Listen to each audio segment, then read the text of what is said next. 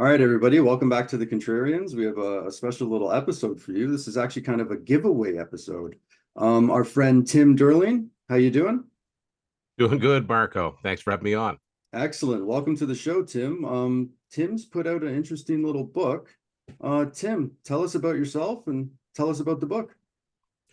There's not much to tell about myself. People don't already know, but anyone who has known me for any amount of time knows that one band that I've continually talked about as I don't understand why they weren't more popular, and I've been a fan of for many years, is the band Y&T. As a matter of fact, we did. I think you and I did a best episode where I argued that 10 was their best album. A lot of people might disagree with that, but it's my personal favorite. That's when I got into the band.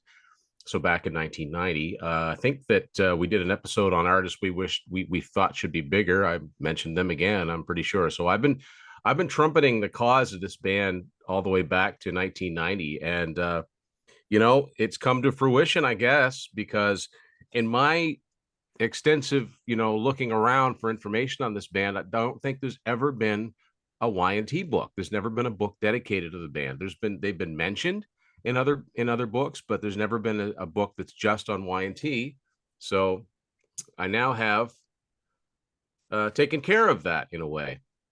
This is Down for the Count, the Y&T album review. Now this book is very much based on Martin Popoff's album by album books. That's really where I got the inspiration from, because I really didn't want to try and write a biographical thing. I didn't want this to be, me telling the story of the band, because, I don't have the background. I can tell a little bit of it, but they put out a documentary, a DVD, Blu-ray, about 4 years ago called On With the Show. It's as comprehensive a Y&T biography as you'd ever wish to see. I wanted to get a panel of people together, ask a bunch of people the same questions, and go through each of Y&T's studio albums, of which there are 12, and see what people had to say about them. And it's turned out to be, it's exceeded any of my expectations that I may have had.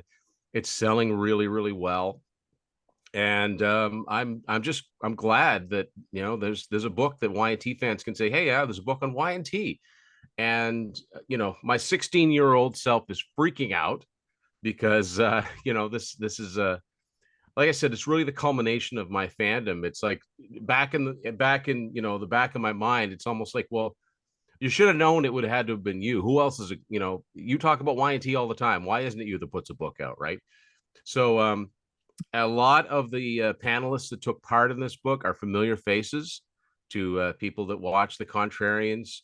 Martin Popoff is in it. Pete Pardo from Sea of Tranquility is in it. Mike Ladano is in it. John the Music Nut is in it. It goes on and on and on. And Yeah, Sean Kelly does the forward. Sean Kelly did the forward. He did a fantastic job for that. I talked to former Y&T bassist Brad Lang about one of their live albums. So I've got a few um, answers from him, which was really cool.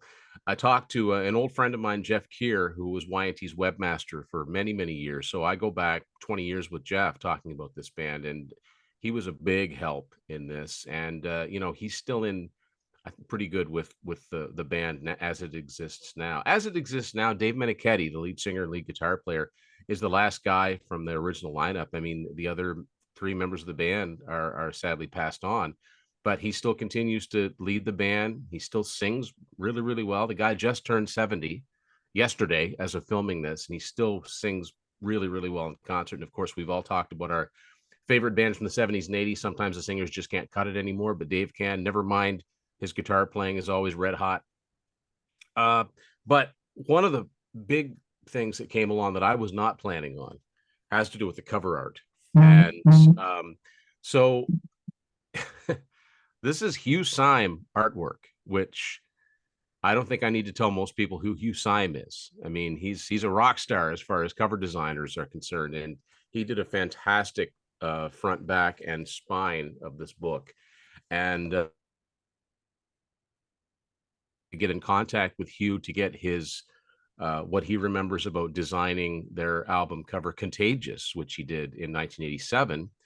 And I got that from him. That's in the chapter on that album. And then we started talking, and he said, Tim, have you got anybody to design this for you? And he gave me a very, very good rate, a very generous rate. I'm sure it's like minimum wage for somebody like him, but it came out fantastic. It's a typical cover of Hughes, where the more you look at it, the more little hidden imagery that you see in it. There's a lot of little happy accidents that occurred. I'm very happy with it.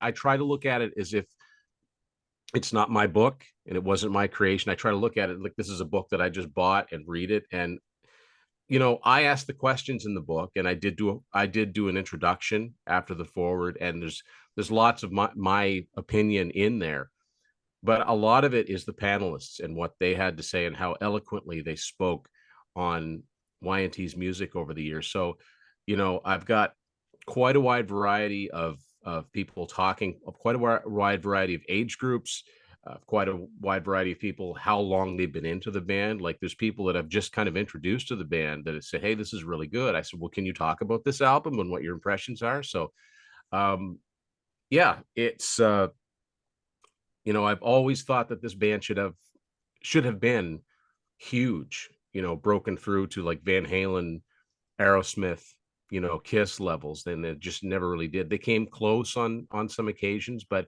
they've got diehard fans all over the world, and so we're scattered.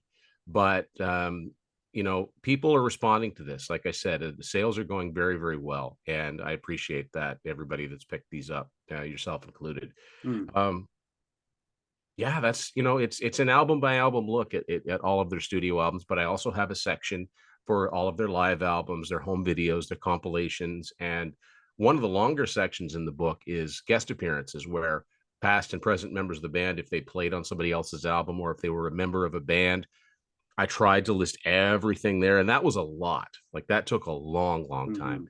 And I'm just really, really happy with how it came out. It came together quite quickly. um it was a learning process for me because I learned a lot about using Adobe InDesign. um if anybody bought my first book Unspooled and Adventure in 8 Tracks, this is a very different book to that. It's not as graphics intensive. There are pictures inside of it, album covers. They're all in black and white, but they came out nice. They came out really nicely. And basically I wanted every chapter to begin with the front cover, and I wanted every chapter to end with the back cover or something like that. So everything, all the pictures inside the book are from my own personal collection. So um, and if in case anybody's wondering, yes, I did consider having it all color, and I also thought about having a hardcover variant, but the price of those shot so far up that I didn't think anybody would be interested. So it's in soft cover, and it's a really easy book to pick up and look at, and it's for diehard fans of this band that have always wanted to read something about them in a book. And it's also about people that have been, curious. Maybe they've heard about them on the peripheral over the years, or maybe heard one or two songs. And, my goal all along as a fan has been to get people interested in this band. So, um, yeah, I'm thrilled with how it came out. I'm very humbled at the response, and it's surreal having Hugh Syme design the album cover and Sean Kelly do the forward, and having Martin and Pete and everybody that took part in the panel questions. I mean, they all delivered big time. So I don't know what more to say about it, man. I'm really happy with how it came out, and I hope the Y&T fans enjoy it. I hope they enjoy the sentiment behind it, and you know maybe get some listening to them again and catching up on some of the albums they don't have, which aren't easy to find, never have been easy to find. But there you go. Yeah, absolutely. It's a wonderful looking book. And Martin likes to call them music swamis. You have a lot of good music swamis in this book, a lot of good information. And no, I'm glad that you put this out. And I love passion projects, like that's how you know that there's going to be quality behind this and that it's going to be good. And us at the Contrarians, what we decided to do is we want to give one of these books away for to help Tim, promote the book and stuff like that. So what we're going to do is we're going to give a copy of this book away to anybody who comments in the comment section of this video. All you have to do is comment. You can say whatever you want. We're going to draw a name at random, and then we'll let you know directly from the Contrarians who it is that's going to get the book, and then we'll get your information and we'll send you a copy of this book. So congratulations, Tim. Thank you very much for jumping on the show, and we wish you all the best of luck. Thanks, Marco. It's always a pleasure to be on the Contrarians, and yeah, I really appreciate everybody's support. So thank you for doing this. Excellent. Thank you, Tim.